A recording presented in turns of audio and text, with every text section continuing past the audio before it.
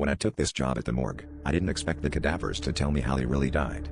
It started with a whisper, faint and distant, yet undeniably there. At first, I brushed it off as exhaustion or stress. Long hours alone in a cold, sterile room filled with the silent dead can play tricks on you. But the whispers grew stronger, more distinct, and soon, they weren't just whispers, they were stories, each one more harrowing than the last. And it wasn't just the stories that terrified me, it was the fact that they knew I could hear them. The first time it happened, I was preparing a body for examination, a young woman who had supposedly died in a car accident. As I worked, I heard her voice, clear as day, recounting the night of her death. She spoke of a shadow that had appeared in the middle of the road, causing her to swerve and crash. It wasn't an accident, it was intentional.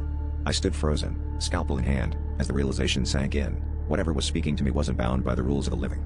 It knew things, dark things, secrets buried with bodies and left to rot. The second act began when a new body arrived, an old man whose death was classified as natural causes. As I prepared him, he began to speak, his voice echoing off the tile walls. He warned of a malevolent presence in the morgue, something ancient and restless, feeding off the despair of lost souls. Each cadaver that arrived added to the chorus of warnings and tales of woe.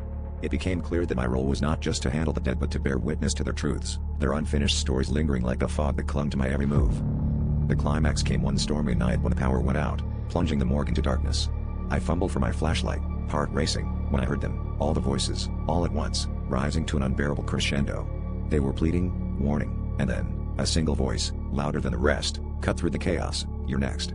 It was a promise, a curse. My flashlight flickered to life, revealing my reflection in the stainless steel, but it wasn't just me staring back. There was something else, something that should be there. I fled the morgue that night, never to return, but the voices still haunt me, a constant reminder that some secrets refuse to stay buried.